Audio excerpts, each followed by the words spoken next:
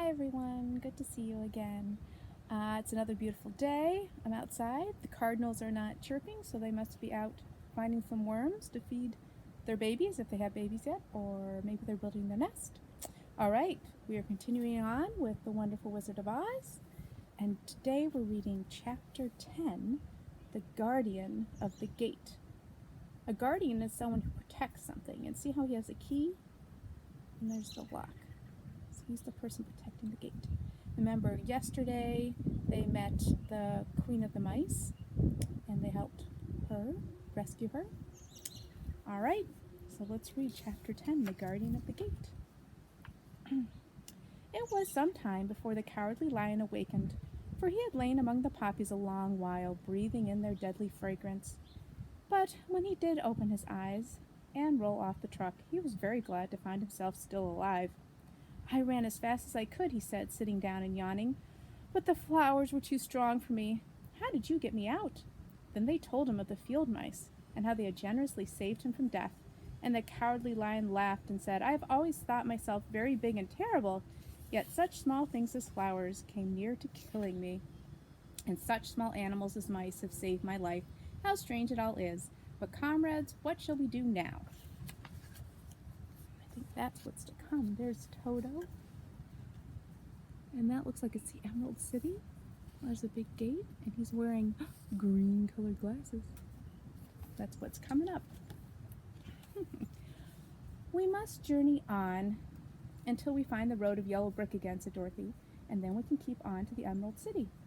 So, the lion being fully refreshed and feeling quite himself again, they all started upon their journey, greatly enjoying the walk through the soft, fresh grass. And it was not long before they reached the road of yellow brick and turned again toward the Emerald City where the great Oz dwelt. The road was smooth and well paved now, and the country about was beautiful, so that the travelers rejoiced in leaving the forest far behind, and with it the many dangers they had met in its gloomy shades. Once more they could see fences built beside the road, but these were painted green, and when they came to a small house in which a farmer evidently lived, that also was painted green. They passed by several of these houses during the afternoon, and sometimes people came to the doors and looked at them as if they would like to ask questions, but no one came near them nor spoke to them because of the great lion, of which they were much afraid. The people were all dressed in clothing of a lovely emerald green color, and wore peaked hats like those of the Munchkins. This must be the land of Oz, said Dorothy, and we are surely getting near the Emerald City. Yes, answered the Scarecrow, everything is green here, while in the country of the Munchkins blue was the favorite color. But the people do not seem to be as friendly as the Munchkins, and I'm afraid we shall be unable to find a place to pass the night. I should like something to eat besides fruit, said the girl, and I'm sure Toto is nearly starved. Let us stop at the next house and talk to the people. So it looks like she's going to talk to someone in that house. So when they came to a good-sized farmhouse, Dorothy walked boldly up to the door and knocked. A woman opened it just far enough to look out and said, What do you want, child, and why is that great lion with you? We wish to pass the night with you if you will allow us, answered Dorothy, and the lion is my friend and comrade and would not hurt you for the world. Is he tame? Asked the woman, opening the door a little wider. Oh, yes, said the girl, and he is a great coward, too, so that he will be more afraid of you than you are of him.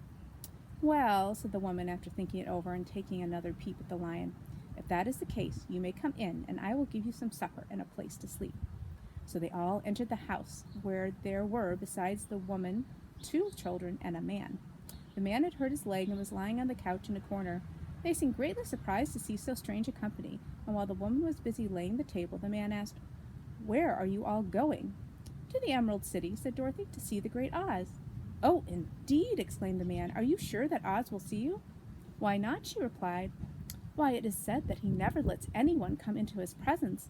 I have been to the Emerald City many times, and it is a beautiful and wonderful place, but I have never been permitted to see the great Oz, nor do I know of any living person who has seen him. Does he never go out? Asked the Scarecrow. Never. He sits day after day in the great throne room of his palace, and even those who wait upon him do not see him face to face. What is he like? Asked the girl. That is hard to tell, said the man thoughtfully. You see, Oz is a great wizard and can take on any form he wishes, so that some say he looks like a bird, and some say he looks like an elephant, and some say he looks like a cat. To others he appears as a beautiful fairy or a brownie or in any other form that pleases him.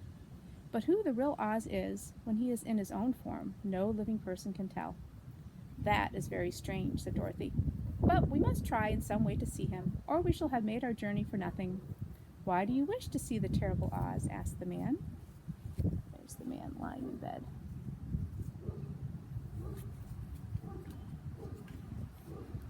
I want him to give me some brains, said the Scarecrow eagerly. Oh, Oz could do that easily enough, declared the man. He has more brains than he needs. And I want him to give me a heart, said the Tin Woodman. That will not trouble him, continued the man, for Oz has a large collection of hearts of all sizes and shapes. And I want him to give me courage, said the Cowardly Lion. Oz keeps a great pot of courage in his throne room, said the man, which he has covered with a golden plate to keep it from running over. He will be glad to give you some. And I want him to send me back to Kansas, said Dorothy. Where's Kansas? Asked the man in surprise. I don't know, replied Dorothy sorrowfully, but it is my home and I'm sure it's somewhere. Very likely. Well, Oz can do anything, so I suppose he will find Kansas for you. But first you must get to see him, and that will be a hard task, for the Great Wizard does not like to see anyone, and he usually has his own way. But what do you want? He continued, speaking to Toto. Oh, but what do you want? He continued, speaking to Toto. Toto only wagged his tail, for strange to say, he could not speak. There they are, having a meal. The woman now called to them that supper was ready. So they gathered around the table, and Dorothy ate some delicious porridge and a dish of scrambled eggs and a place of nice white bread and enjoyed her meal. The lion ate some of the porridge, but did not care for it, saying it was made from oats, and oats were food for horses, not for lions. The Scarecrow and the Tin Woodman ate nothing at all. Toto ate a little of everything and was glad to get a good supper again. The woman now gave Dorothy a bed to sleep in, and Toto lay down beside her, while the lion guarded the door of her room so she might not be disturbed. The Scarecrow and the Tin Woodman stood up in a corner and kept quiet all night, although of course they could not sleep. The next morning, as soon as the sun was up, they started on their way and soon saw a beautiful green glow in the sky just before them. That must be the Emerald City, said Dorothy.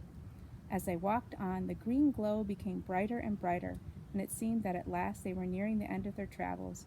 Yet it was afternoon before they came to the great wall that surrounded the city. It was high and thick and of a bright green color.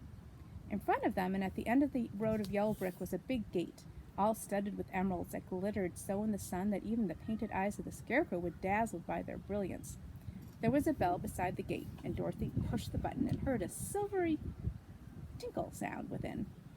Then the big gate swung slowly open, and they all passed through and found themselves in a high-arched room, the walls of which glistened with countless emeralds. Before them stood a little man about the same size as the Munchkins. He was clothed all in green from his head to his feet, and even his skin was of a greenish tint. At his side was a large green box. When he saw Dorothy and her companions, the man asked, "What do you wish in the Emerald City?" "We came here to see the great Oz," said Dorothy. The man was so surprised at this answer that he sat down to think it over. "It has been many years since anyone asked me to see Oz," he said, shaking his head in perplexity. "He is powerful and terrible, and if you come on an idle or foolish errand to bother the wise reflections of the great wizard, he might be angry and destroy you all in an instant." "But it is not a foolish errand nor an idle one," replied the Scarecrow. "It is important, and we have been told that Oz is a good wizard." "So he is," said the Green Man, "and he rules the Emerald City wisely and well. But to those who are not honest or approach him from curiosity, he is most terrible, and few have ever dared ask to see his face. I am the guardian of the gates, and since you demand to see the great Oz, I must take you to his palace. But first you must put on the spectacles." "Why?" asked Dorothy. "Because if you did not wear the spectacles, the brightness and glory of the Emerald City would blind you. Even those who live in the city must wear spectacles night and day.